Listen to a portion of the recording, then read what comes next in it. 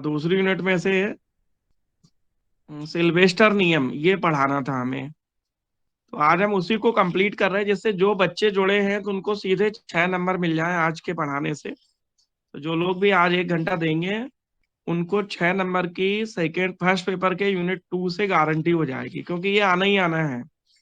Sylvester नियम तो आना ही आना है। ठीक, तो चलो शुरू हो जाओ सब लोग। लिखो जरा, state and prove Sylvester's law of nullity. Sylvester का शून्यता नियम या rank nullity theorem. State and prove Sylvester's law of nullity, Sylvester का शून्यता नियम या जाति शून्यता प्रमेय लिखो और सिद्ध करो। तो अंशतः ये जान लो कि ये आना ही आना है, मतलब इसके बिना पेपर बनता ही नहीं है। पूरा एक चैप्टर है, इसमें एक ही थ्योरम है यस सर। और वो तुम्हारे सामने इस समय हम आज पेश कर रहे हैं। तो आप ये गारंटी मान लो कि ये क्वेश्चन इसका आना ही आना है। ठीक है। तो अंशिता लिख लिया? स्क्रीन दिख रही है अंशिता? स्क्रीन? हाँ सर, लिख लिया। तो लिखो, state and prove rank nullity theorem, हाँ सर। जाति शून्यता प्रमेय या सिल्वेस्टर का शून्यता नियम, सिल्वेस्ट्रीज लॉ ऑफ नलिटी, जाति शून्यता प्रमेय या सिल्वेस्टर का शून्यता नियम लिखो और सिद्ध करो। तो पहले स्टेटमेंट याद करोगे, उसके 2 नंबर मिलेंगे। फिर प्रूफ करोगे, उसके 4 नंबर मिलेंगे। कुल मिला के 6 नंबर की गारंटी यूनिट 2 से हो जाएगी आपकी। ठीक है, चलो कथन लिखो। स्टेटमेंट, स्टेटमेंट लिखो। इफ यूएफ में जो एफ है वो कैपिटल लिखना। If UF and V F be vector spaces over the field F. तो यूएफ और वीएफ का जो एफ है वो कैपिटल लेटर में लिखते हैं। यदि यूएफ तथा वीएफ क्षेत्र एफ पर सदिश समष्टियां हैं, if UF and VF be the vector spaces over the field F, यदि यूएफ तथा वीएफ क्षेत्र एफ पर सदिश समष्टियां हैं, capital T be a linear transformation from capital you into भी, कैपिटल टी कॉमा यू से कैपिटल भी में capital T is linear transformation from you into भी। स्क्रीन देख के इंग्लिश मीडियम वाले लिख लो, हिंदी को हम बोल देते शुरू से कि यदि यूएफ और वीएफ क्षेत्र एफ पर सदिश समष्टियां हैं, कैपिटल टी कॉमा यू से भी में रैखिक रूपांतरण है, यदि यूएफ परिमित विमीय है, if UF is finite dimensional, यदि यूएफ परिमित विमीय है, तब सिद्ध करो कि then prove that rank T plus nullity T equal to dimension U. तो यदि यूएफ परिमित विमीय है तब सिद्ध करो कि rank T plus nullity T, rank को हिंदी में जाति कहते हैं और नलिटी को शून्यता कहते हैं। तो rank T plus nullity T equal to dimension U. तो सब बच्चे इसको लिख लें, और हम प्रूफ तो बोर्ड पे ही कराते हैं आपको, मजा आ जाएगा प्रूफ सुन के। इसका स्टेटमेंट है तो बहुत प्रूफ इंपॉर्टेंट दैट थ्योरम है। है ना उसमें? क्या करिए अंशिता? सर ये स्टेटमेंट लिखा है हमने, तो ये प्रूफ दैट आएगा, देन प्रूफ दैट, या नहीं, कैसे आएगा? देन प्रूफ दैट नहीं, देन लिख दो, देन रैंक टी हाँ। Plus nullity T equal to dimension U. तो ऐसे लिख दो कि if U F be F be two vector spaces over the field F, capital T is a linear transformation from U into V, if UF is finite dimensional, then rank T plus nullity T equal to dimension U। इतना याद करने से अंशतः 2 number मिल जाएंगे। ठीक है, guarantee से, मतलब ऐसा नहीं हो सकता कि ये ना आए एग्जाम में, 100% आएगी। ठीक है, तो सब बच्चों ने यस उम्मीद है कि हिंदी वाले और मिला लो एक बार कि यदि यूएफ बीएफ क्षेत्र एफ पर सदिश समष्टियां हैं, कैपिटल टी यू से बी में रैखिक रूपांतरण है, यदि यूएफ परिमित विमीय सदिश समष्टि है तब rank T plus nullity T equal to dimension U. अब जरा लिखो प्रूफ। प्रूफ बड़े व्यवस्थित करवाते तुम्हें, स्टेटमेंट तो आपने लिख ही लिया है, प्रूफ डालो। प्रूफ डाल के, और बहुत इंपॉर्टेंट हो रहा है ये आज, इसीलिए इसको चुना हमने कि आज के बाद, मतलब आज जो लोग भी ज्वाइन करेंगे 1 बजे, उनको एक थ्योरम एग्जाम में मिलनी ही मिलनी है। सर ऑफलाइन नहीं पढ़ाओगे?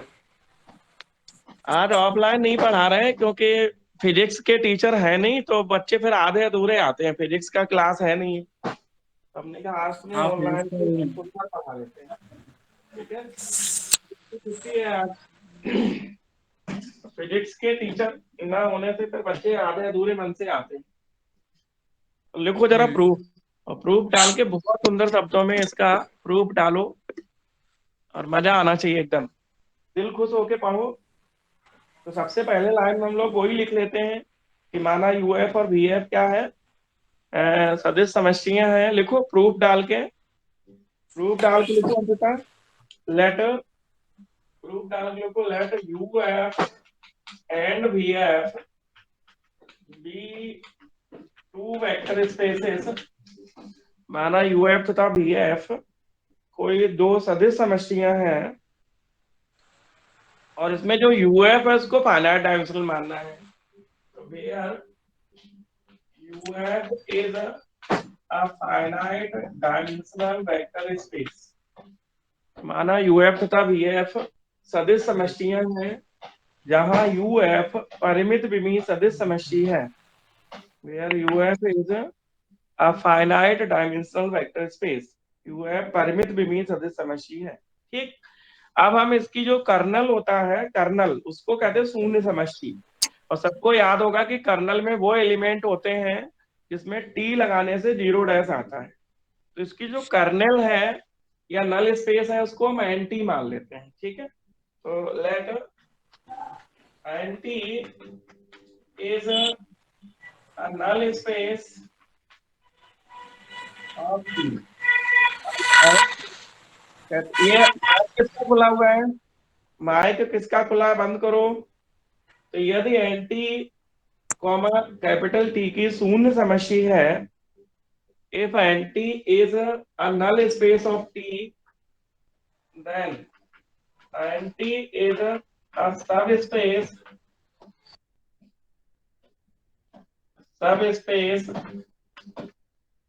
of uf। तो यदि एंटी कैपिटल टी की शून्य समष्टि है तब सर एन, जूम कैसे होता है? दुर्गेश क्या कह रहे हैं,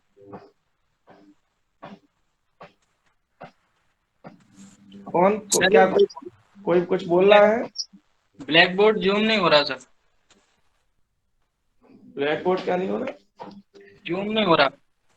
पहले अपना माइक बंद करो और उसे ऑटो रोटेट पे करो, ऑटो रोटेट पे, ऑटो रोटेट पे करोगे तब समझ में आएगा। माइक और वो बंद करो अपना इस कैमरा,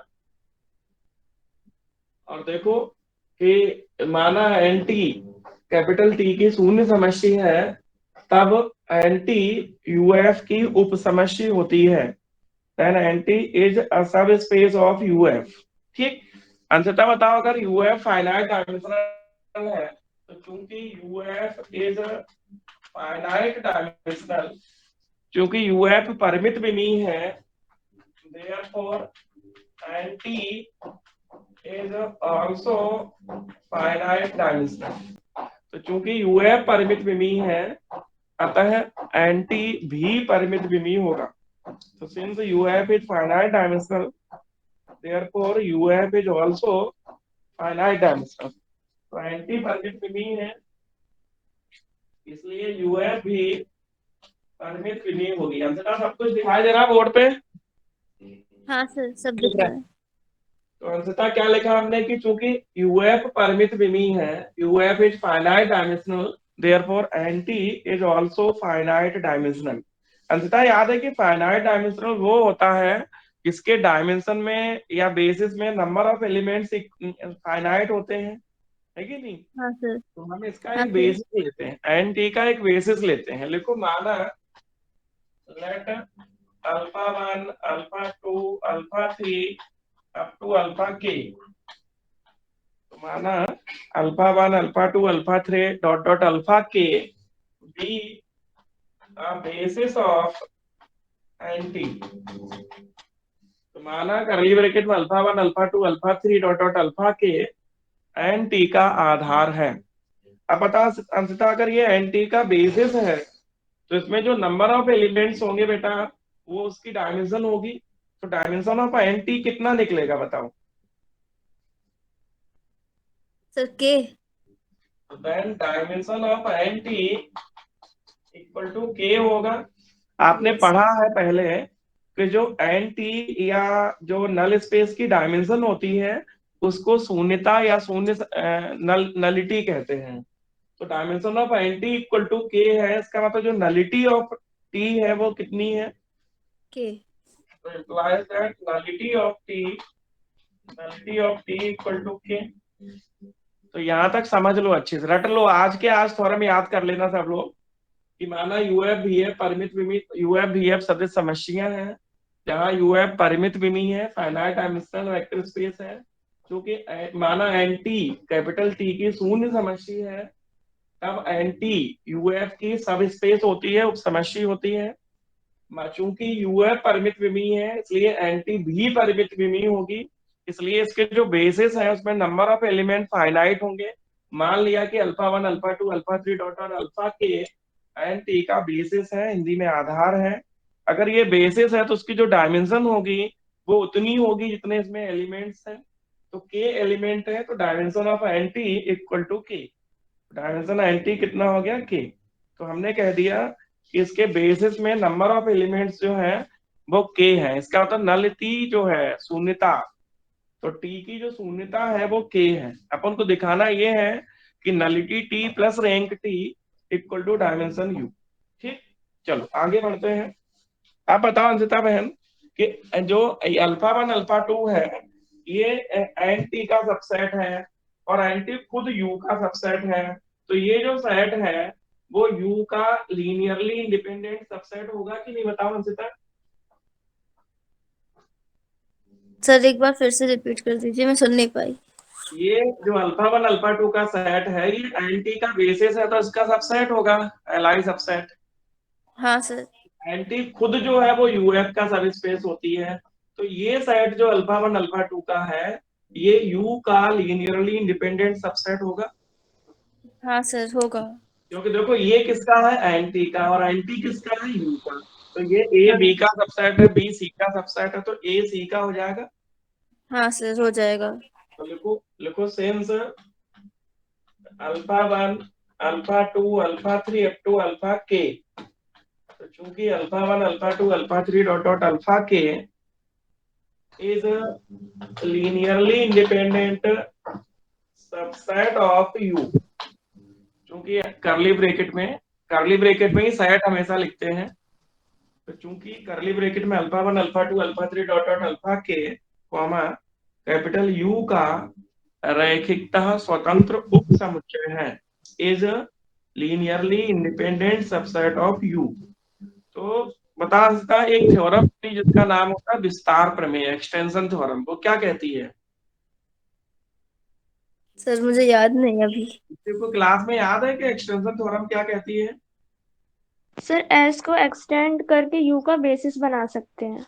बिल्कुल, वो कहती है कि अगर ये यू का सबसेट है तो इसको विस्तार करके कैपिटल यू का आधार निर्मित किया जा सकता है। लिखो देन बाय एक्सटेंशन थ्योरम, तब विस्तार प्रमेय से। तो दोबारा सुनो, चूंकि करली ब्रैकेट में alpha 1 alpha 2 alpha K capital U का रैखिकता स्वतंत्र उपसमुच्चय है, अतः विस्तार प्रमेय से। तो देन बाय एक्सटेंशन थ्योरम, तब विस्तार प्रमेय से, then by extension theorem it can be extended to form a basis of capital U. दोबारा सुनो, चूंकि alpha 1 alpha 2 alpha K capital U का रैखिकता स्वतंत्र उपसमुच्चय है, अतः विस्तार प्रमेय से इसका विस्तार करके कैपिटल यू का आधार निर्मित किया जा सकता है। तो therefore by extension theorem it can be extended to form a basis of U. तो शिविका इसमें विस्तार करेंगे तो इसमें एलिमेंट बढ़ेंगे कि घटेंगे? सर बढ़ेंगे। तो अल्फा 1 से अल्फा के तक तो रहने ही रहने हैं, कुछ और एलिमेंट हम बढ़ाने हैं, है कि नहीं? तो माना let capital S equal to alpha 1 alpha 2 alpha 3 alpha K तक तो रहने ही है शिविका। अब कितने और बढ़ाने बताओ? सर अल्फा k+1 से alpha n। Alpha k+1 alpha k+2 dot dot alpha n। तो इतने एलिमेंट बढ़ा लिए, तो कितने बढ़ा लिए शिविका इसमें?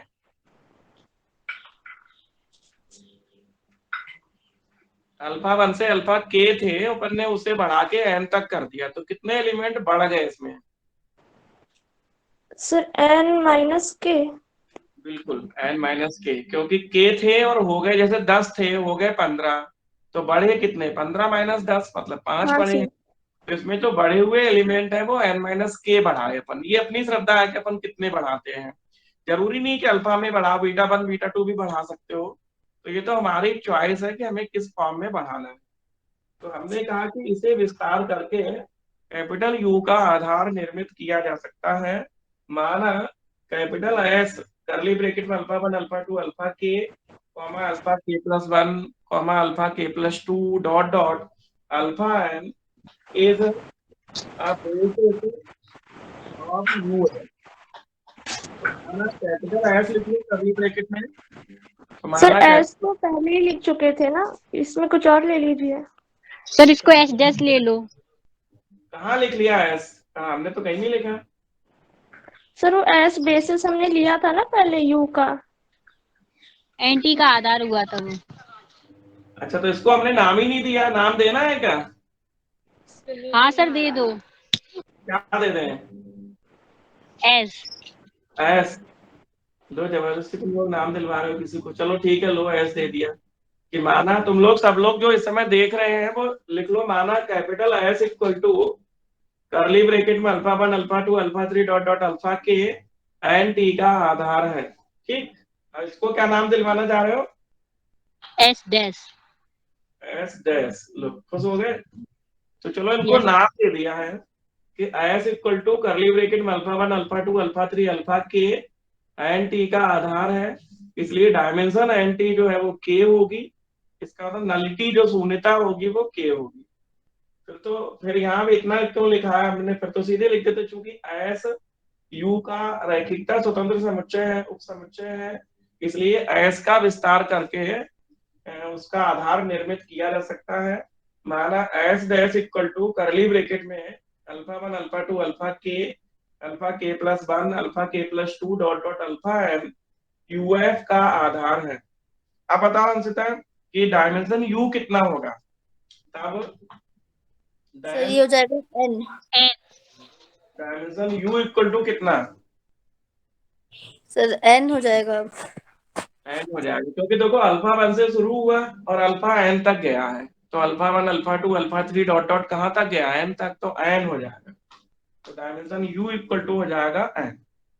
ठीक, यहाँ तक आराम से समझ समझ के लिख लो अंशिता, फिर अपन आगे बढ़ते हैं। ठीक, यस सर। तो इससे इंपॉर्टेंट थ्योरम अंशिता यूनिट 2 में कोई भी नहीं है। कोई भी थ्योरम इससे ज्यादा इंपॉर्टेंट नहीं है, क्योंकि ये इकलौती थ्योरम है अपने पूरे चैप्टर में।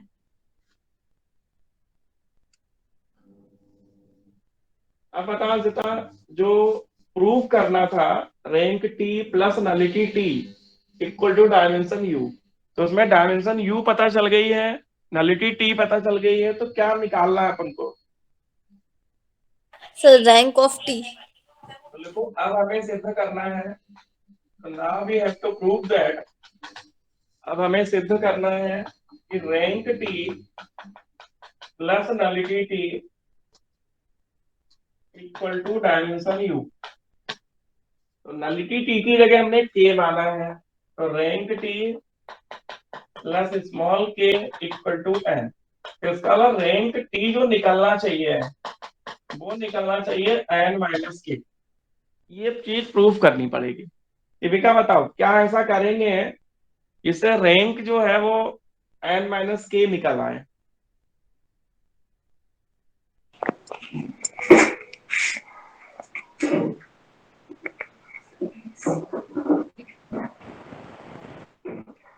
बोलो, याद है? सर रैंक n-k निकालनी है,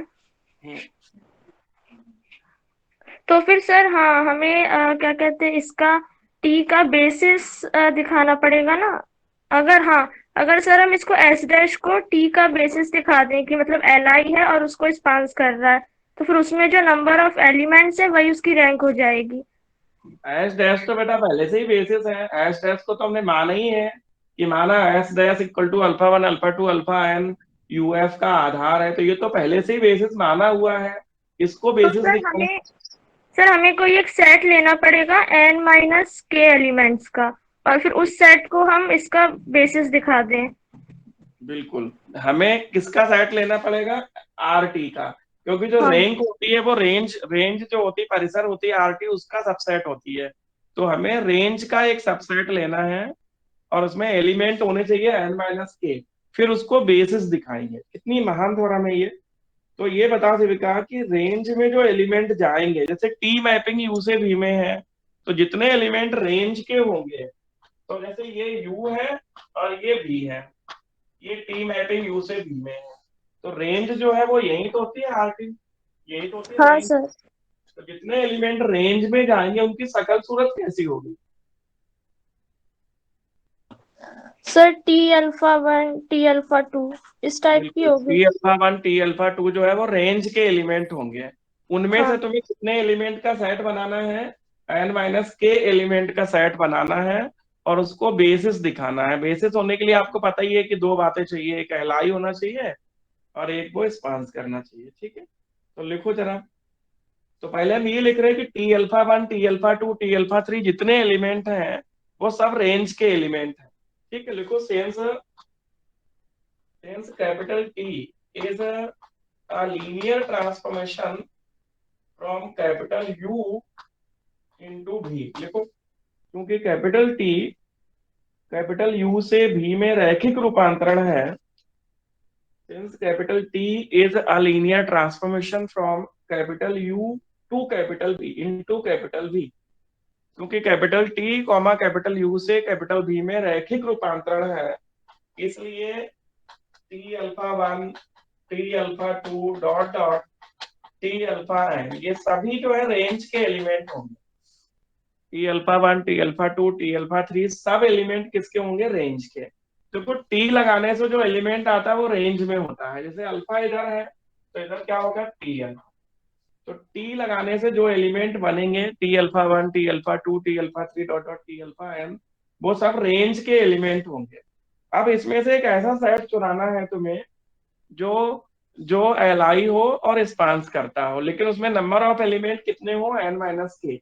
तो बताओ इनमें से T-alpha 1 से T-alpha n में कहां से एलिमेंट चुन ले जो संख्या में n-k हो जाए?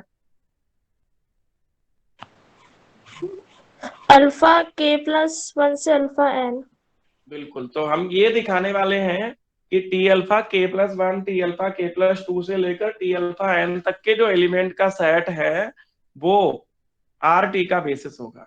ठीक है, तो लिखो नीचे। तो देयरफॉर, या नाउ लिखो, नाउ टू प्रूव दैट, या हेंस लिखो, हेंस टू प्रूव दैट, इसलिए यह सिद्ध करने के लिए, hence to prove that rank T equal to n-k, तो इसलिए यह सिद्ध करने के लिए कि hence to prove that rank T equal to n-k, we shall prove that, हम सिद्ध करेंगे कि, क्या नाम दे थे का? एस तुमने दिलवा दिया, एस डैश भी दिलवा दिया, अब क्या दिलवाने वाली हो नाम? सर इसको कुछ भी दे दीजिए, S1 कर दीजिए।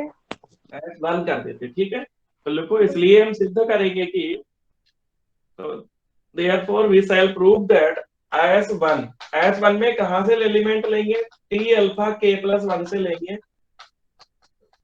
T alpha K plus 2, T alpha K plus 3 और कहाँ तक जाएंगे, टी अल्फा एन तक। इसको हम दिखाएंगे कि ये बेसिस है। ठीक, तो लिखो वी शैल प्रूव दैट, इसलिए हम सिद्ध करेंगे कि S1 equal to curly bracket में T alpha K plus 1, T alpha K plus 2, T alpha K plus 3, तीन टर्म लिख के ही डॉट डॉट करना। T alpha K plus 1, T alpha K plus 2, T alpha K plus 3 dot dot T alpha N forms किसका basis हो चुका है, ये फॉर्म्स अ बेसिस ऑफ किसका, RT। आरटी। तो आरटी का आधार निर्मित करता है, लिख दो। इसलिए हम सिद्ध करेंगे we shall prove that S1 RT का आधार निर्मित करता है। S1 forms a basis of RT। S1 RT का आधार निर्मित करता है। S1 forms a basis of RT। लिख लिया बेटा? Yes sir.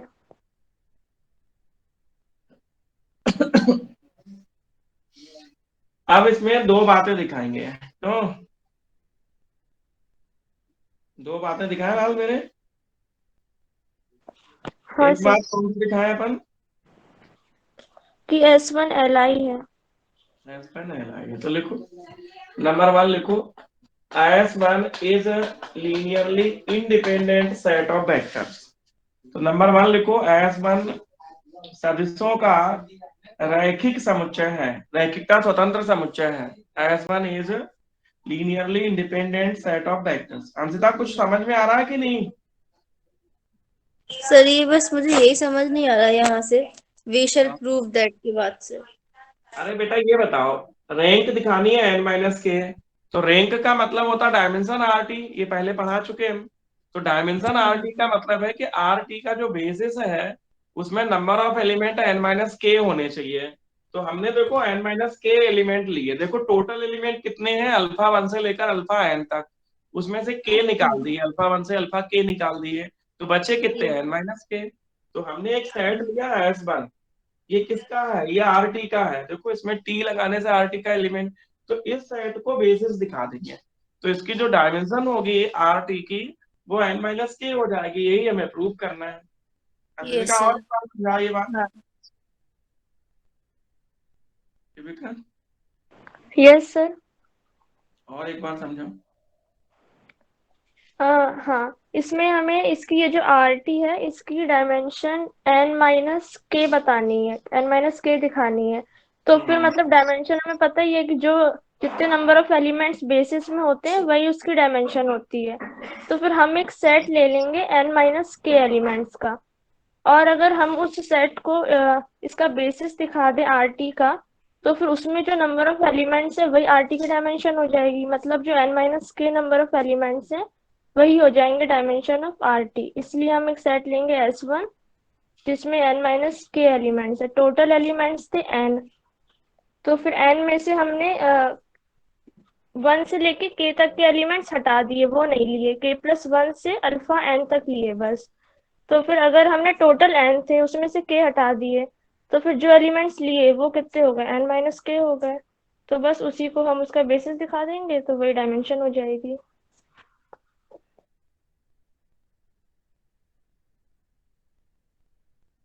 समझ में आ गया अंशिता जी? हाँ सर आ गया।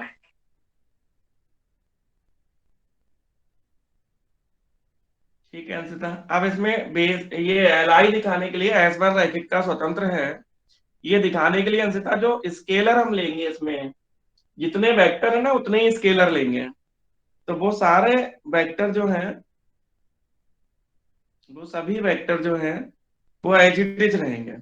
ठीक है, तो चलो कितने स्केलर ले लें वो शिविका, उतने ही n माइनस के वेक्टर है तो n माइनस के स्केलर लेंगे। ठीक, हाँ, तो k क्या स्केलर बताओ, क्या नाम दें इनको?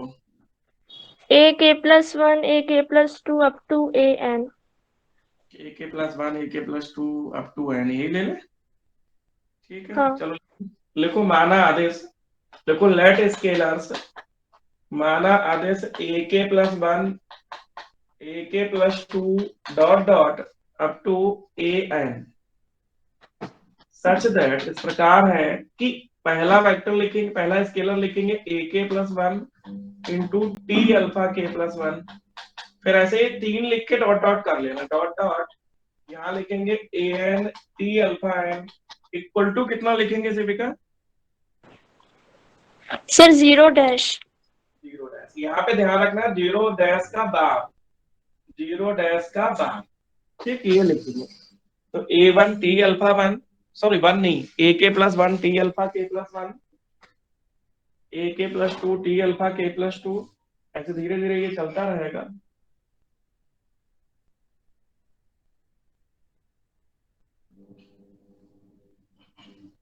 तो धीरे धीरे से इसे चलने दो।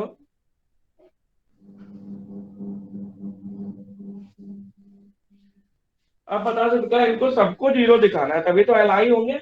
ए K plus 1 A K plus 2 ये सब 0 हो जाए तो वेक्टर एलआई हो जाएंगे। स्वतंत्र कब होते हैं? जब सभी स्केलर 0 हो। हाँ सर। हो क्या सर? इसमें ऐसा क्या करने वाली हो जिससे ये सब 0 हो जाए?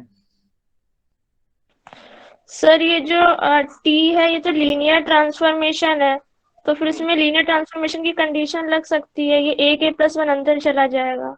बिल्कुल, तो ये हो जाएगा टी ब्रैकेट में A K plus 1 alpha K plus 1 plus T A K plus 2 bracket में alpha K plus 2 plus dot dot plus dot dot plus T A N alpha N equal to 0 dash, यही होगा।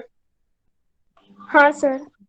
अब इसमें फिर लगा, यहाँ लिख देना टी इज लीनियर ट्रांसफॉर्मेशन। तो कंडीशन जो लगी है वो है रैखिक रूपांतरण की, तो लिख दो because T is linear transformation, क्योंकि टी रैखिक रूपांतरण है। अब एक बात बताओ बेटा यहाँ पे कि टी अगर ए अल्फा को ए टी अल्फा करती है तो टी अल्फा प्लस बीटा को भी तो T alpha plus T beta करती है। तो इसमें ऐसे भी तो हम लिख सकते हैं टी ब्रैकेट में A K plus 1 alpha K plus 1 से लेकर ए एन अल्फा एन, ऐसे लिख सकते हैं कि नहीं शिविका जी? हाँ सर लिख सकते हैं। आप बताओ जिसपे टी लगाने से 0 डैश आता है तो परिभाषा के हिसाब से वो किसका एलिमेंट होता है? सर कर्नल का। कर्नल को हम लोग यहाँ एन टी से डिनोट कर रहे हैं, तो एन टी का एलिमेंट हो गया। हाँ नल स्पेस। मतलब देखो टी लगाने से 0 डैश आया, जिसपे टी लगाने से 0 डैश आए तो समझ लो कि वो एन टी का एलिमेंट है। इसका मतलब ये हुआ कि A K plus 1 alpha K plus 1 plus dot dot plus A N alpha N belongs to N T का। तो टी लगाने से जब भी 0 डैश आए तो वो एन टी का या नल स्पेस का एलिमेंट होता है, तो it is element of N T. तो ये एन टी का एलिमेंट है, अवयव है। अब बताओ शिविका, ये एन टी का एलिमेंट है और जो एस है वो एन टी का बेसिस है। तो हम लोग जानते हैं कि जो बेसिस होता है वो हमेशा एक्सपांस करता है, तो इसका जो भी एन टी का एलिमेंट होगा वो अपने बेसिस के लीनियर कॉम्बिनेशन के रूप में होगा। Yes sir. तो इसका मतलब ये एलिमेंट जो है वो alpha 1 alpha 2 dot dot alpha K, alpha 1 alpha 2 alpha K linear combination में होगा। हाँ सर। तो बताओ आगे क्या लिखें? Sir and S is a basis of NT, then there exist a1 a2 a3 up to ak, and capital is a basis of NT, बोलती जाओ। then there exist a1 जो है उसमें चाहे लिखो करली ब्रैकेट में अल्फा 1 अल्फा 2 अल्फा के, या मत लिखो, एस डायरेक्ट लिख दो। तो एस एन टी का आधार है, आगे बोलो। then there exist a1 a2 a3 up to ak scalar a1 a2 a के इस प्रकार होंगे कि ये Such that- element equal to होगा a1 अल्फा 1 a2 अल्फा 2, यही कहना चाह रही हो? हाँ सर। तो लिखो तथा ए एस एन टी का आधार है, therefore there exist scalars, अतः आदेश a1 a2 डॉट डॉट कितने a के belongs to f इस प्रकार होंगे कि, तो देखो बिल्कुल पैटर्न बन जाता है शिविका, इसमें दिमाग नहीं लगाना है इस पेपर में। Yes sir. 1 2 3 में दिमाग नहीं लगाना है, बस आपको डेफिनेशन याद करनी है। जिनको डेफिनेशन नहीं याद है उनको दिमाग लगाना है। क्योंकि उनको दिमाग लगाने के बाद भी समझ में नहीं आएगा, क्योंकि डेफिनेशन याद नहीं है। तो जिसको ये पता नहीं कि बेसिस क्या होता है, तो वो कैसे पढ़ पाएगा, नहीं पढ़ पाएगा। तो हमने हाँ कहा सर। एस एन टी का आधार है, इसलिए आदेश A1 A2 A के इस प्रकार होंगे, सच दैट, बोलो किस प्रकार होंगे, कि ये जो एंटी का एलिमेंट है A K plus one alpha K plus one plus dot dot plus A N alpha N equal to, बताओ जिनका A1 alpha 1 plus A2 alpha 2 plus A3 alpha 3 plus dot dot dot A K alpha K. A के alpha के। अब इसे एक तरफ कर लो, चाहे इसको लेफ्ट में ले आओ चाहे उसको लेफ्ट में ले जाओ, उससे कोई दिक्कत नहीं है। किसी भी तरफ ले जाओ, लेफ्ट को राइट में ले जाओ या राइट को लेफ्ट में ले जाओ। तो बताओ लेफ्ट को राइट में या राइट को लेफ्ट में ले जाने से क्या होगा, implies that A1 अल्फा 1 से लेकर ए के अल्फा के तक लिखा रहने दो, प्लस ये माइनस हो जाएगा, ये जो प्लस के ए के प्लस वन है ये माइनस ए के प्लस वन होगा अल्फा के प्लस वन। ऐसे ही अगला भी माइनस होगा ए के प्लस टू और alpha K plus two plus dot dot, यहाँ पे भी माइनस ए एन अल्फा एन होगा इक्वल टू जीरो बार आएगा, क्योंकि इक्वल टू हट जाएगा तो इक्वल टू क्या बचेगा, जीरो बार। तो शिविका एक बात बताओ, ये जो एस वन हमने एस डैश जो माना था वो हाँ यूएस सर। का बेसिस था, यस सर। और ये उसी का लीनियर कॉम्बिनेशन है अल्फा वन से लेकर अल्फा एन तक। हाँ। तो क्या कहानी बनी, तो फिर sir S dash L I है, तो फिर ये सारे जो स्केलर्स है सब जीरो हो जाएंगे। बिल्कुल, ये जितने स्केलर है वो सब जीरो हो जाएंगे, ठीक है बेटा। तो लिख दो यहाँ पे, तो यहाँ लिखो, चूंकि एस डैश एल आई है, since S dash is linearly independent, क्योंकि एस डैश रैखिकता स्वतंत्र है, since S dash is linearly independent, क्योंकि एस डैश रैखिकता स्वतंत्र है, इसलिए देयरफॉर जितने ये स्केलर है A1 A2 A के प्लस वन A के प्लस टू सब जीरो होंगे। इसलिए A1 equal to L I वो वेक्टर होते हैं जिनके आदेश जीरो होते हैं, A1 zero A2 zero A के zero A K plus one zero A K plus two zero dot dot A N, ये सब जीरो होंगे। अब बता शिविका, जब सब जीरो हैं तो इसमें जो हमने स्केलर माने थे ए K plus one A K plus to वो भी जीरो होंगे, और हाँ जब सर। ये स्केलर सभी जीरो हो जाते हैं बेटा, तो हम उसको क्या कहते हैं, सर लीनियरली इंडिपेंडेंट। तो लिख दें, हाँ। क्या लिखते हैं, which proves that S1 consists Li vectors। लिख दो सब लोग। तो इस प्रकार सिद्ध होता है कि S1 रैखिकता स्वतंत्र सदिश रखता है, which proves that S1 consists linearly independent vectors। इससे सिद्ध होता है कि S1 रैखिकता स्वतंत्र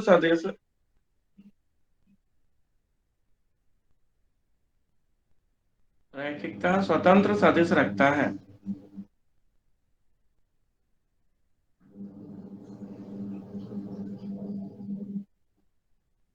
सर एक बार फिर से रिपीट कर दीजिए वो लाइन।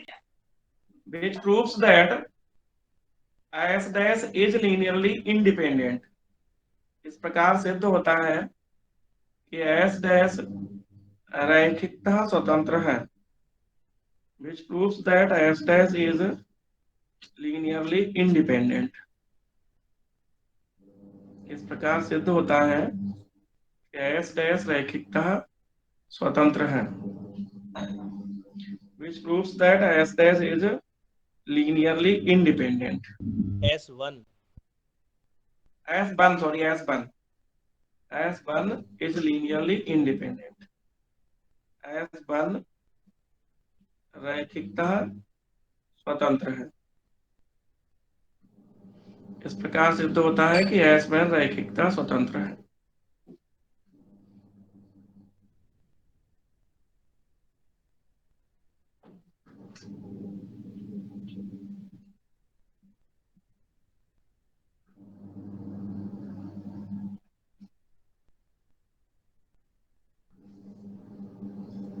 लिख लिया दुर्गेश बाबू? अब दुर्गेश दूसरी बात बताओ कौन सी है? पहली तो हो गई कि S1 रैखिकता स्वतंत्र है। दूसरी बात बताओ दुर्गेश भाई। सर S1 स्पांस करेगा RT को, और S1 spans RT, S1 spans RT। तो लिखो नंबर 2 डाल के। तो दो बातें होती हैं, एक होती है S1 Li है और एक होती है S1 स्पांस RT। तो 2 नंबर डालो सिविका जी और लिखो S1 spans RT। S1 yes sir. Spans या जनरेट से एक ही बात होती है, स्पांस RT। S1 RT को जनित करती है। S1 स्पांस RT या S1 generates RT। S1 RT को जनित करती है।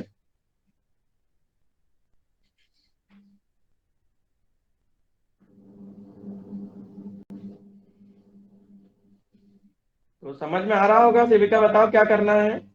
कि जनित का मतलब होता है कि उसमें जो एलिमेंट RT का लेंगे वो इनका लीनियर कॉम्बिनेशन होगा S1 का। तो हाँ बताओ सर। सेविका कैसे करें?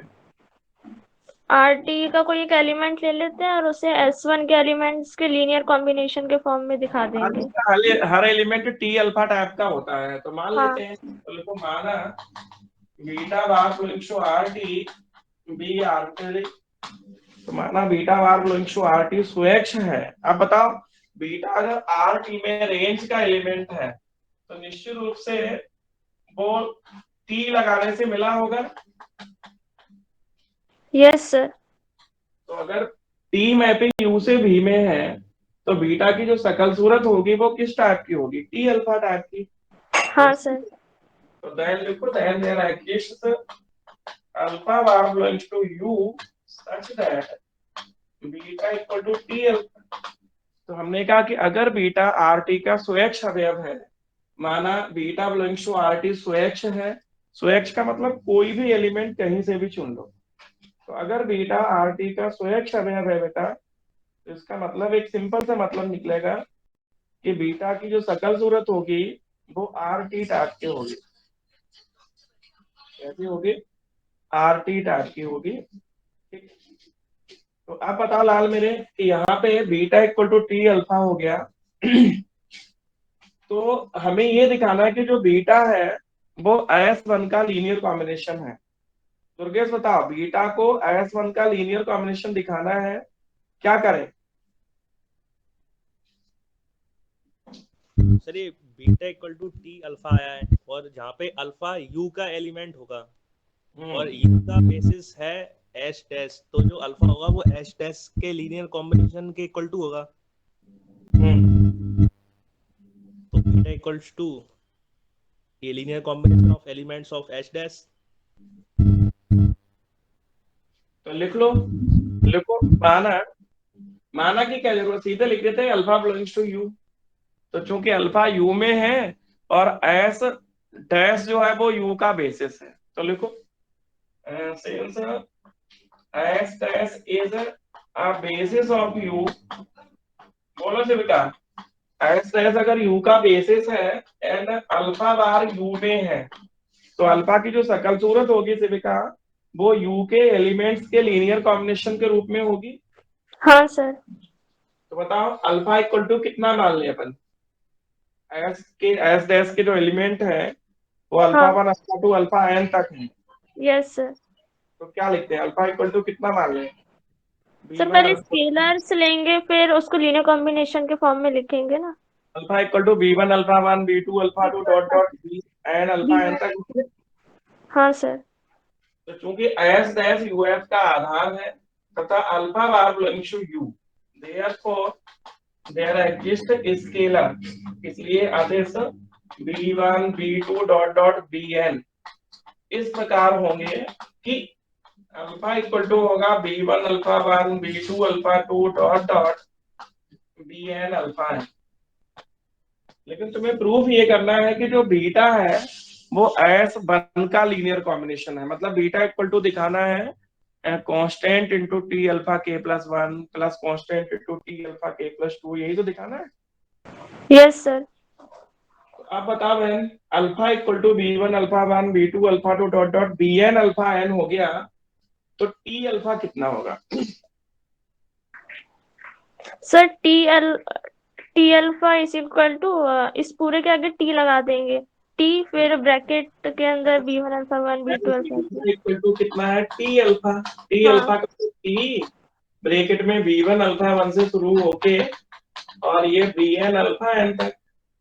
अब T खुद लीनियर ट्रांसफॉर्मेशन है, तो B1 yes alpha 1 B2 alpha 2 को हम क्या लिख सकते हैं? B1 T alpha 1 B2 T alpha 2 plus dot dot, इसको एक जगह B के T अल्फा के और B के plus 1 T alpha K plus 1 plus dot dot plus Bn और T अल्फा। अब कहानी एक याद होगी तुम लोगों को कि कहाँ पे कहानी बदलनी है, बोलो स्वीकार।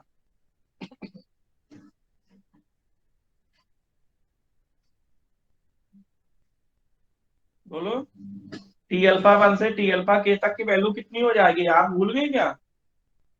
सर, 0 हो जाएगी। 0 हो जाएगी, क्योंकि अल्फा 1 अल्फा 2 अल्फा के जो है वो नल स्पेस के एलिमेंट हैं, हाँ, नल और जो स्पेस का भी। कर्नल के एलिमेंट होते हैं, नल स्पेस के एलिमेंट होते हैं, उन पे टी लगाने से 0 डैश मिलता है। मिलता है कि नहीं? Yes sir. तो बताओ, टी अल्फा 1 की जगह 0 डैश लिखते, हाँ सर। टी अल्फा 2 की जगह 0 डैश लिखते, हाँ। तो ये आएगा B1 into 0 dash plus B2 into 0 dash plus dot dot plus BK into 0 dash. क्या टी अल्फा के प्लस 1 0 होगा? नहीं होगा, क्योंकि नो जो सर। नल स्पेस के एलिमेंट है वो अल्फा 1 से अल्फा के है कि नहीं? हाँ sir. T alpha 1 T alpha 2 dot dot T alpha के कितना हो जाएगा? 0 डैश। तो B1 into 0 dash plus B2 into 0 dash plus dot dot plus BK into 0 dash plus ये वैसे ही रहेगा, BK plus 1 T alpha K plus 1 plus dot dot plus BN T alpha है। तो बताओ बिकॉज में सेविका क्या लिखते हैं? ऐसा क्यों कर दिया हमने? 0 डैश टी अल्फा 1 की जगह T alpha 2 T alpha K तक क्यों लिख दिया है? सर, बिकॉज में लिख देंगे, because S is equal to alpha 1 alpha 2 up to alpha k is a basis of N T. बिल्कुल, तो बिकॉज में लिख देते हैं क्योंकि अल्फा 1 अल्फा 2, क्योंकि अल्फा 1 अल्फा 2 अल्फा के बिलोंग्स टू एन टी।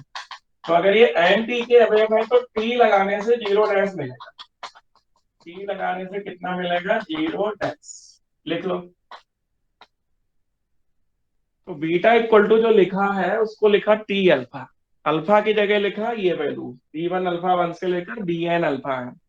अब इसमें B1 बाहर होगा, टी अल्फा 1 B2 बाहर होगा, टी अल्फा 2। लेकिन टी अल्फा 1 से टी अल्फा के जो है ये नल स्पेस के एलिमेंट है, इसलिए वो 0 होंगे, शून्य होंगे। तो टी अल्फा 1 की जगह 0 डैश, टी अल्फा 2 की जगह 0 डैश, और टी अल्फा के जहां लिखा वहां तक 0 डैश होगा। तो बच कौन से जाएंगे? बच जाएंगे B K plus 1 T alpha K plus 1, B K plus 2 T alpha K plus 2। तो इसका मतलब ये हुआ कि जो बीटा हमने माना था वो हो गया है B K plus 1 T alpha K plus 1 plus dot dot plus BN T alpha है। बता सकता ये T alpha K plus 1 T alpha K plus 2 dot dot T alpha N ये किसके एलिमेंट है? S1 के। S1 के, बिल्कुल। तो S1 का लीनियर कॉम्बिनेशन हो गया ये। हाँ सर। तो linear combination of elements of S1, S1 के सदिशों का रैखिक संचय, लीनियर कॉम्बिनेशन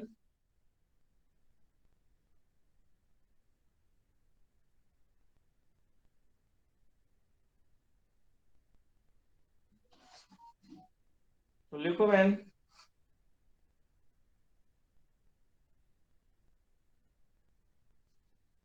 तो लिखो S1 के सदस्यों का रैखिक संचय, linear combination of elements of S1। तो इसका मतलब होता है कि LS1 जो है वो RT के बराबर होगा। तो अर्थात LS1 equal to RT, LS1 equal to कितना? RT। तो LS1 equal to RT,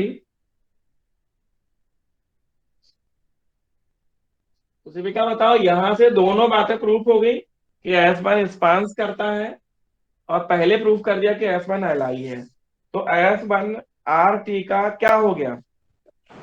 sir basis हो गया।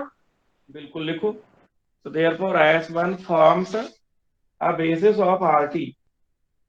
अतः S1 RT का आधार निर्मित करता है। Therefore S1 forms a basis of RT।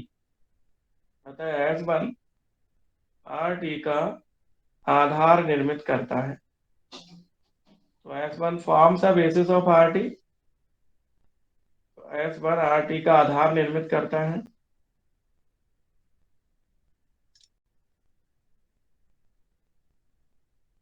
लिख लो अच्छे बच्चों की तरह।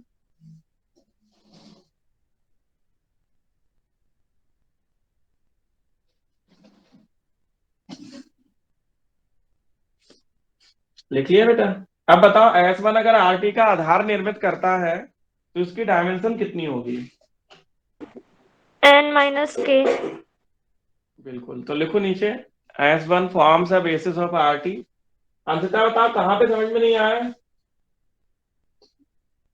सर अभी तो आ गया, एक बार देखना पड़ेगा पूरा। बेसिस ऑफ RT लिख लिया अंततः लास्ट लाइन कि S1 RT का आधार निर्मित करता है। S1 forms a basis of RT। S1 RT का आधार निर्मित करता है, इसलिए हैंस इसलिए इसलिए डायमेंशन RT बोलो अंशिता। S1 में नंबर ऑफ एलिमेंट गिन लो अंशिता, कितने हैं, वो RT की डायमेंशन होगी। Sir n-k। तो इक्वल टू n-k लिखते हैं बेटा। अब बताओ n किसकी डायमेंशन थी? सर u की।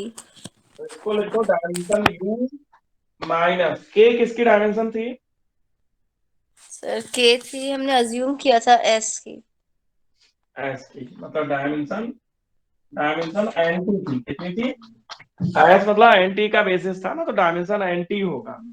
तो क्या प्रूव कर लिया देखो जरा, कि dimension RT plus dimension NT equal to dimension U।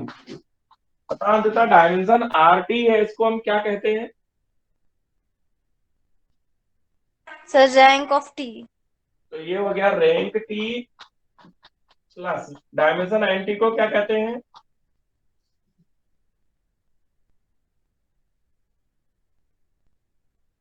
Sir क्या कह रहे हैं आप? डायमेंशन NT को क्या कहते हैं बेटा? Sir nullity of t। बिल्कुल, तो इसको कहते हैं nullity T equal to dimension U। Proof हो गया, rank T plus nullity T equal to dimension U।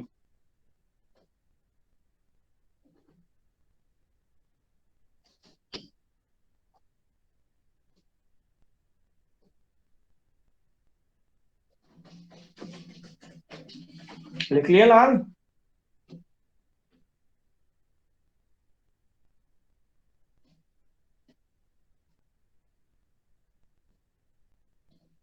Anshita कैसी लगी ये महान थ्योरम? सर ठीक ठीक है, ज्यादा अच्छी नहीं है। इस पेपर में, मतलब इस चैप्टर में एक ही थ्योरम है।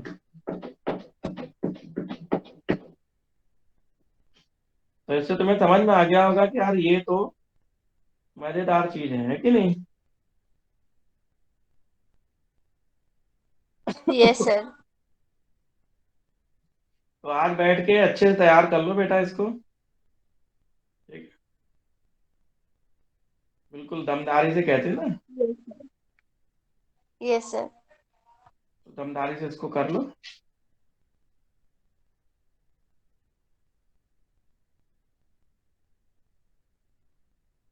और फिर पढ़ते हैं कल सुबह, ठीक है? Yes sir. और जो भी परेशानी जिसको भी होगी ना, वो हमें पता है क्या परेशानी होगी। उसको ये परेशानी होगी कि उसको डेफिनेशन नहीं याद है। तो अभी बीच में हम एक दिन टाइम निकाल के जैसे डेफिनेशन पढ़ा देंगे, यार वैसे तो चैनल पे भी बहुत सारी डिफिनेशन हमने डाल रखी है, अगर तुम लोग जाओगे तो यूट्यूब चैनल पे केपीएस चौहान डालोगे तो उसमें डिफिनेशन मिल जाएंगी, तो वहां से भी डिफिनेशन पढ़ सकते हो, और लाइव पढ़नी हो तो फिर लाइव भी एक दिन हम पढ़ा देते हैं। ठीक है,